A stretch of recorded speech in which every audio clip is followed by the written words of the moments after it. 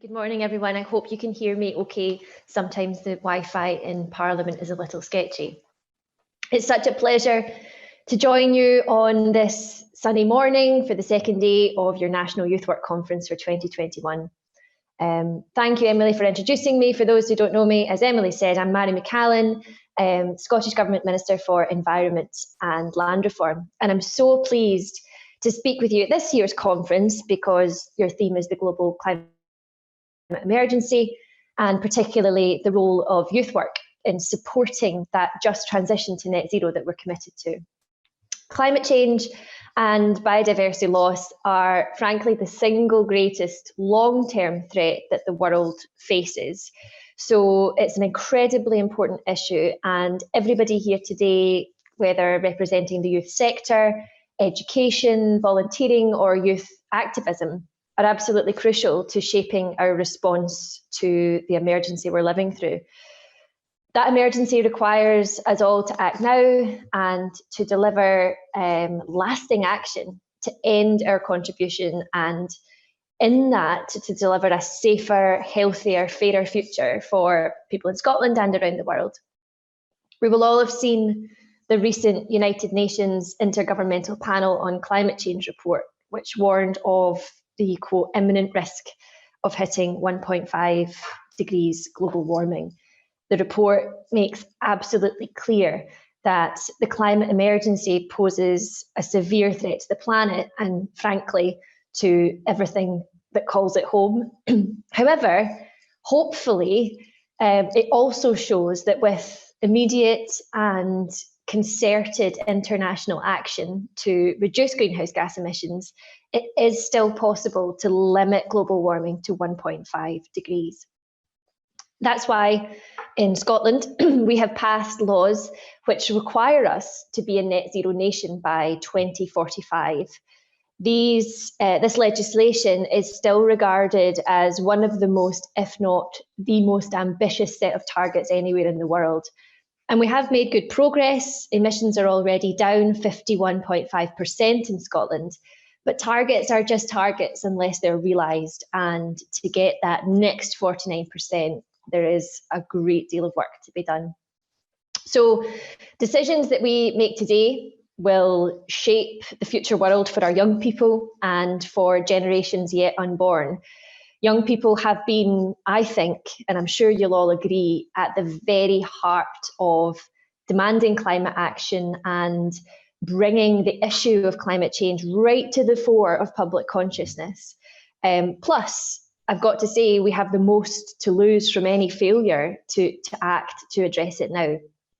We believe that means that it's only right that the voice of young people is heard and is acted upon. So I can't believe it. It's just over 3 weeks' time. The eyes of the world will be on Glasgow in what is being billed as the most important climate conference in history. And we're determined that young people will be heard. In July, in the summer, I had the pleasure of joining the North Lanarkshire Youth Climate Ambassadors Programme in Strathclyde Park. And I enjoyed hearing from them about the climate issues that are important to them. We want children and young people to participate meaningfully at COP, to have opportunities to learn and build their skills, to showcase their ideas as key advocates for climate action, and crucially, to be heard and to be heeded by those who will make the decisions. Most importantly, COP must be a lever and a springboard to lasting change. It cannot just be a one-off event that happens in Glasgow.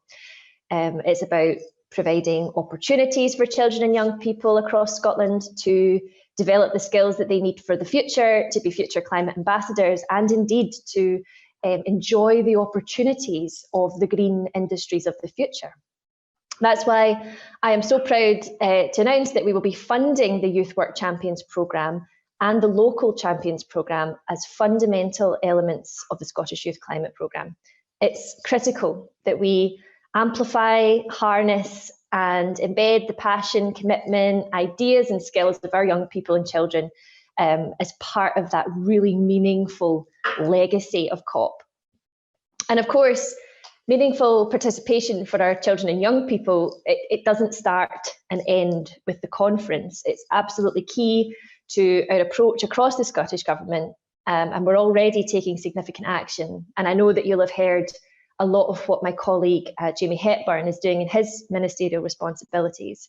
But it's worth highlighting that in March, the United Nations Convention on the Rights of the Child Bill was unanimously passed by the Scottish Parliament, and this signalled a revolution, I think you'd agree, in children's rights in Scotland.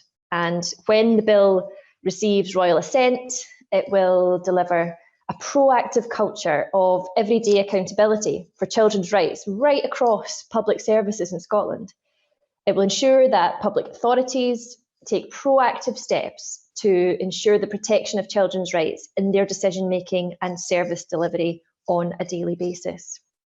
This was reflected in our recent public engagement strategy for climate change, which recognised that, quote, facilitating participation for children and young people was a key part of the approach.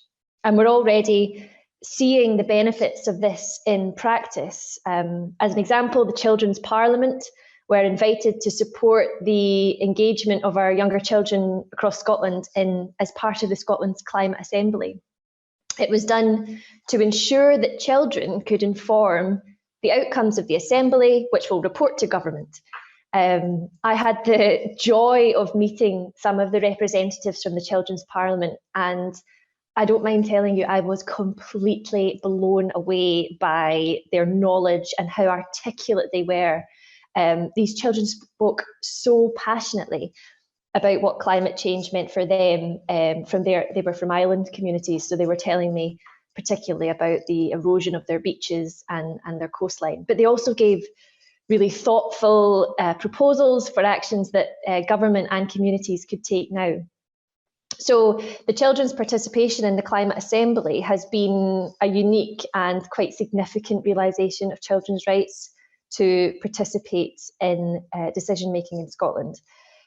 It was really unique, but it shouldn't be unique, and it really shouldn't be significant. The Children's Parliament reported that only 16% of children feel that their voice is heard in national decision-making.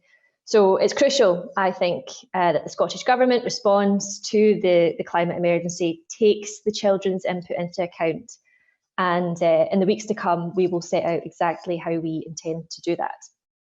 But as we work to tackle climate change in Scotland, we must also look beyond our borders to our friends and neighbours across the world.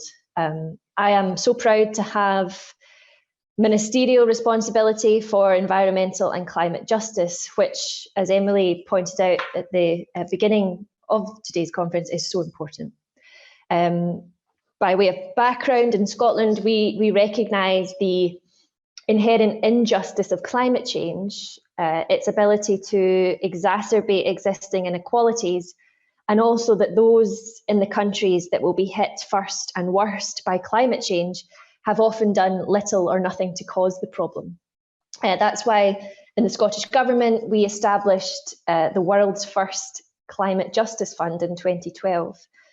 Since it began, the fund has supported over 40 projects in our partner countries of Malawi, Rwanda and Zambia. And I was really honoured to recently have the opportunity to hear from the community in Mangamba in Malawi to see the sort of change that the fund is delivering in communities. And that's why in this pivotal year for addressing support for Global South countries, we've committed to doubling that Climate Justice Fund to £24 million. And as Scotland's currently youngest member of government, not the youngest ever, just currently the youngest, my colleagues don't like me for stressing that, I think it's appropriate to be tasked with the environment. I take my responsibility to be an advocate for Scotland's young people in government very seriously. And yes, just being just short of 30, I do still very much like to consider myself a young person. I'm determined that we will hear the voice of the next generation in all that we do. Experts tell us that over 60% of the measures needed to reach net zero will require behavioural change, societal change. And I think that in particular, the youth work sector has a vital role to play in this.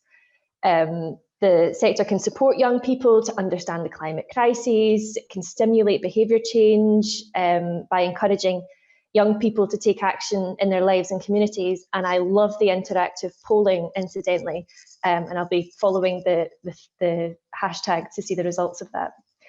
Some examples that I was reflecting on were, for example, the retail sector is Scotland's biggest private sector, employing around 230,000 people. Many of them will be young people, and that sector can make a huge impact through employee engagement and trying to drive that shift in consumer behaviour that's going to be so important.